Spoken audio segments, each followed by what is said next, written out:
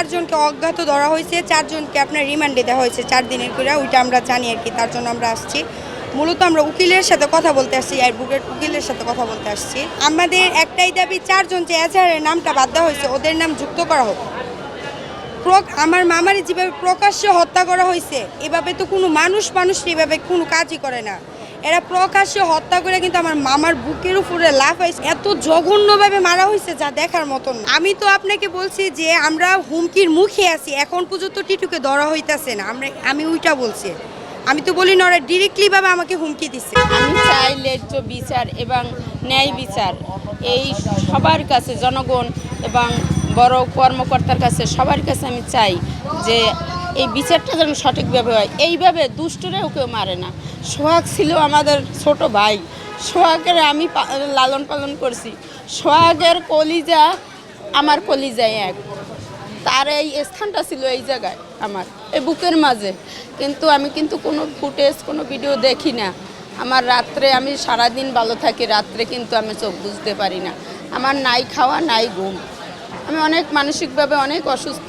কিন্তু আমি চাই বিচার, যে এরকম যেন কোনো বোন, কোনো বাইহারা না হয়। 4জন মেন যে 4জন বাকি আছে, এখন পুলিশও কাজ করতে আছে, কিন্তু যে মেন যে হোতা, মেন যে মনে করেন যে যারা যোগানদাতা, তারাই বাহিরে। শিয়া বাটার ও ভিটামিন ই সমৃদ্ধ লিলি হালাল বিউটি সোপ, তারুণ্যময় উজ্জ্বল ত্বকের জন্য।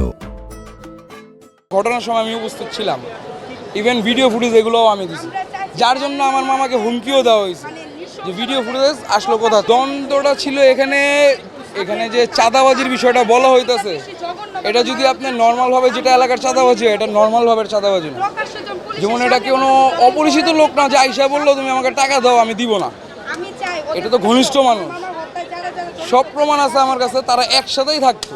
তখন তো তাকে ওইভাবে আঘাত করা হয় না, তখন যেভাবে আঘাত করছে এটা একটা মারামারি, তাকে মারতেছিল, এটা আপনারা ভিডিওতেই দেখছেন। ওদের কাছে তখন শো হয়েছে আপনার পাঞ্চ লাগাই যে হাতের যে ইয়া থাকে ওগুলা, তারপরে যে সেনাবাহিনীর হাতে স্টিকগুলো থাকে না, টিপ দিলে বড় হয়ে যায়, ওগুলি ছিল প্রত্যেকটার হাতে, ওগুলি ছিল।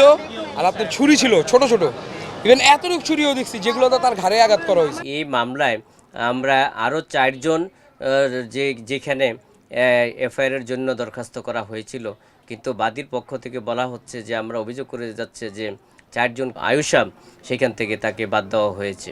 কিন্তু সেই কারণে এই মামলায় এই আয়ুষাবের মাধ্যমে আমরা সঠিক তদন্ত হবে কিনা বা আমরা ন্যায় বিচার পাবো কিনা আমাদের শঙ্কা আছে, এক। আর দ্বিতীয়ত, যারা এখনও গ্রেপ্তারের বাকি আছে বা তারা বিভিন্নভাবে বাদীকে হুমকি দুমকি এবং ভয়ভীতি প্রদর্শন করে যাচ্ছে, এতে আমরা মনে করি যে আজকে যে বাদীর যে পরিবার, তারা আজকে ভয়ভীতিতে আছে, শঙ্কাতে আছে।